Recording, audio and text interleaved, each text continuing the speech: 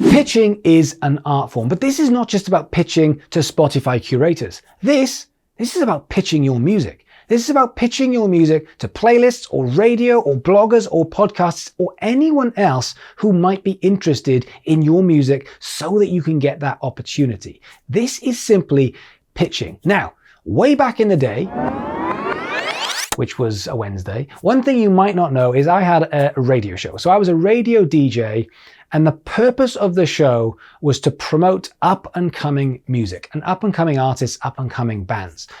And every single day, it was on 4 nights a week, 3 hours a night. So it was a lot of airtime. And every single day, I'd leave BIMM, I'd have to walk to the radio station. I'd usually have about half an hour before the show started. And in that time, I had to set up, I had to have a chat with the production team, and I'd have a stack of CDs. This is back in the day of CDs, a huge stack of CDs this big. And every single day I'd have about 20 minutes. And there was probably about 300 songs that were given to me every single night. So there was no way I could get through everything, even in a day, let alone in 20 or 30 minutes.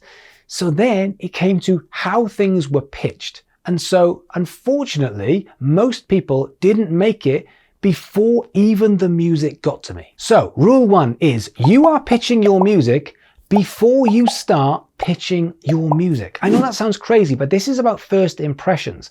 This is about an amazing picture that is interesting. This is about a title. This is about have I heard of you. All of this stuff matters when you're trying to get in front of someone else. Even that first introduction and being respectful. Every single day I'll get between 30 and 50 DMs on Instagram, which will either say, hi, hello, or listen to my music. Now, imagine if this wasn't music and this was, say, car sales. Imagine if a car salesman just walked up to you and went, buy this car, right? No, who are you? What's the car? I don't know what you're talking about. It doesn't make any sense. The same thing as when you're trying to put in too much information. Sometimes I'll get an email through and I'll look at it and I'll just think, I haven't got time to read all that. There's 5 paragraphs. And whilst I know this is important to you, I don't have the time to go through it. So this is an example of pitching your music before you've even started pitching your music. Now, when you do start pitching your music, there are 3 fundamental ingredients. Number 1 is the story. So many people focus on the what and they don't focus on the why. So I get things like, we're a 3-piece rock band in Canada. That is a what, and a what. That didn't tell me a story. It didn't take me on a journey. It didn't conjure up anything exciting that I get behind and go, ooh, that sounds interesting. Even just shifting that around to say a power trio from Canada that's going to make your ears bleed.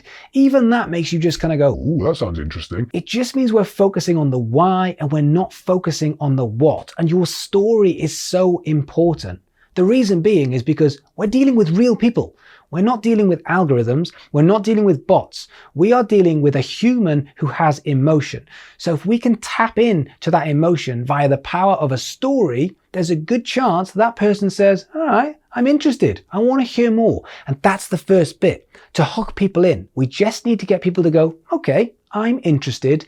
At that point, then we can bring them in and get them to listen to the music and start to actually make a difference. So when it comes to the story, who are you? And why should I care? If you can follow that golden rule, then you'll start to get more people who are interested in you and your music. Number 2 is your leverage. What's your biggest win? Now, this is about proof. It's about social proof to make someone interested. If you say, fresh off the back of our national tour, or off the back of a sold-out show, or thanks to BBC introducing for playing our last single, comes our latest single. What you're doing here is you're saying, look, people like this, you might like this too. It's got proof. The key here is, what am I missing out on? And I don't want to miss out. So if everyone's talking about an artist and I'm not in the know, my social currency drops.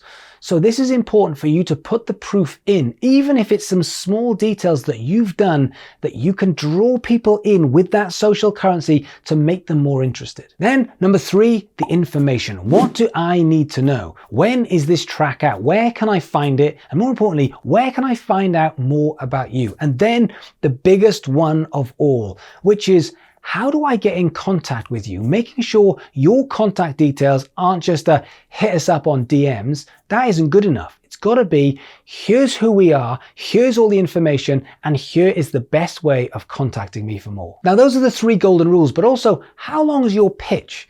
Because it should be as short as you can get away with, as short as you can put all of the detail in to get that excitement. Nobody wants to be reading page after page after page.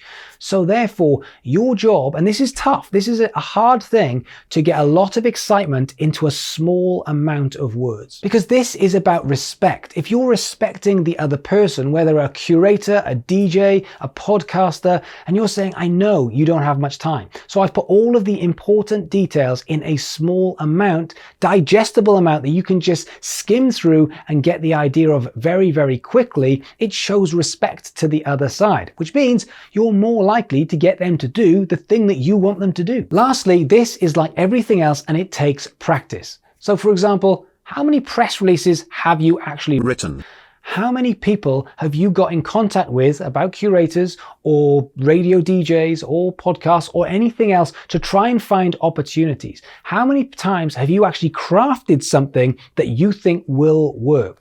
Because the more you do this, the more you see what works. The more you see what works, the more you start to tweak and fiddle and build. And just remember the golden rule, which is this is not about you.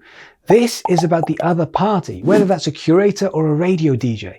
What is it that you are doing for them? They take pride in their work and you are helping them by giving them music. If you just say, I want my music on your playlist, then you've just made that all about you. Whereas if you can wrap this up into a way which feels like you're giving the value to the other side, then they feel like they're going to win. And there's much more chance that they are going to come to you with those opportunities. So guys, I want you to start practicing those pitches, and you're probably going to get turned down by 99%. But the 1% who say yes, that feels good. And this is all practice for you to do for your next single and the single after that.